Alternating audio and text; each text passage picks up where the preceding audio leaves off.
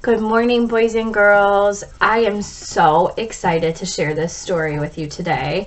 It's called The Wednesday Surprise, so I thought it would be fitting that you're going to be listening to this story on a Wednesday. And as we're reading this, I'm going to stop and ask you guys to make predictions. And every year I read this, our predictions are always off because you think you know what's happening, and then there's a wonderful surprise at the end. And I just love this story, and I'm really excited to share it with you guys. So this is called The Wednesday Surprise by Eve Bunting. I like surprises, but the one Grandma and I are planning for Dad's birthday is the best surprise of all. We work on it Wednesday nights. On Wednesdays, Mom has to stay late at the office, and my brother Sam goes to basketball practice at the Y. That's when Grandma rides the bus across town to stay with me. So there's Grandma waiting at the bus stop. Now, we've talked about predictions, so take a look. She's got a bag. Think about maybe sometimes when grandmas come over to your house. What do they ever bring a bag? What might be in it? I want you to think about that. I watch for her from the window and I blow on the glass to make breath pictures while I wait. When I see her, I call, Sam, she's here. And he says it's okay to run down the long stairs and wait by the door. Grandma, I call. Here's her breath picture. So what's she drawing? Looks like it's a birthday cake. Anna, she's hurrying, her big cloth bag bumping against her legs. We meet and hug. She tells me how much I've grown since last week, and I tell her how much she's grown too, which is our joke. Between us, we carry her lumpy bag upstairs. I show Grandma my breath picture. If it's still there, mostly she knows what it is. Mostly she's the only one who does. So boys and girls, they've talked a lot about her bag. It's lumpy, it's big. Okay, what could be in it? So it looks like they're cooking here. On Wednesday nights, we have hot dogs. Have you heard from your dad? Grandma asked Sam. He'll be back Saturday, same as always, Sam says, in time for his birthday. His birthday? Grandma raises her eyebrows as if she'd forgotten all about that. Grandma is some actress. When Sam goes, she and I do the dishes. Then we get down to business.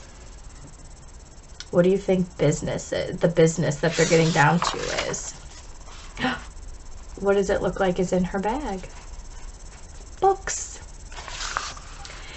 I sit beside her on the couch and she takes the first picture book from the bag. We read the story together out loud, and when we finish one book, we start a second. We read for an hour, get some ice cream, then read some more. Grandma gives me another hug. Only 7 years old and smart as paint already. I'm pleased. They're all going to be so surprised on Saturday, I say. So if you have a prediction now, what do you think it is? They've been talking about what's in her bag. They sit down and read and read and read. What do you think is happening between our two characters? There's everyone. When Sam comes home, we play card games, and when Mom comes, she plays too.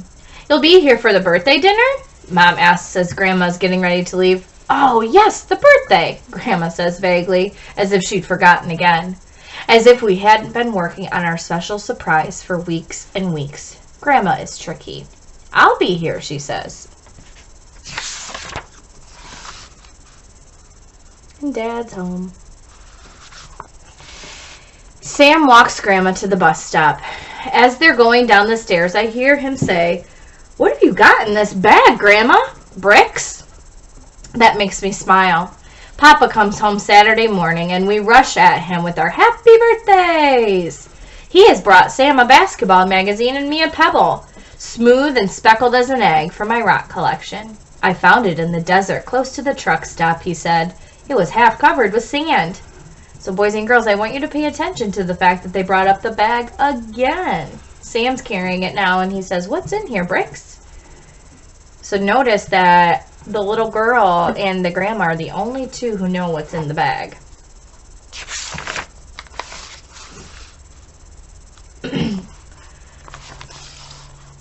I hold it, imagining I can still feel the desert sun hot inside it.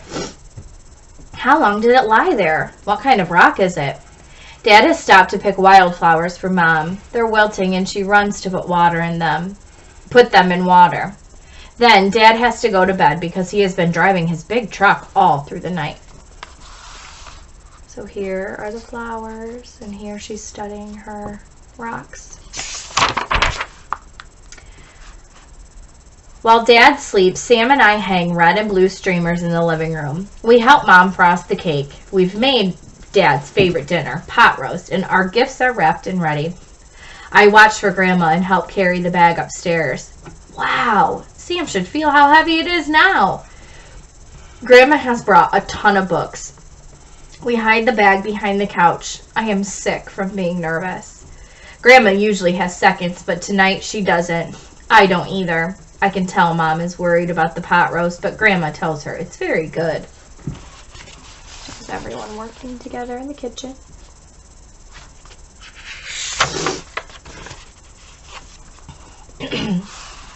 Here's Grandma talking to Dad. Are you feeling well, Mama? Dad asks Grandma. How are your knees? Fine, fine. The knees are fine. Dad blows out the birthday candles and we give him his gifts. Then Grandma shoots a glance in my direction and I go for the big bag and drag it across the table. I settle in on the floor between us. Another present? Dad asks. It's a special surprise for your birthday, Dad, from Grandma and me.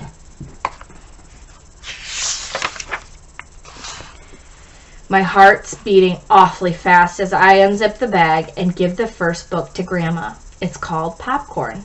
I squeeze Grandma's hand and she stands and begins to read. Mom and Dad and Sam are all astonished. Dad jumps up and says, "What's this?" But Mom shushes him and pulls him back down. Grandma has the floor. She finishes Popcorn, which takes quite a while, gives the book back to me, and beams all over her face. So who read, boys and girls?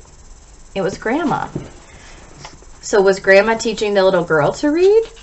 Or was the little girl teaching Grandma to read? My goodness. Mom is beaming too. When did this wonderful thing happen? When did you learn to read? Anna taught me, Grandma says. On Wednesday nights, I add, and she took the books home and practiced. You were always telling me to go to classes, classes, classes, Grandma says to Dad. She looks at Mom. You must learn to read, you say. So I come to Anna.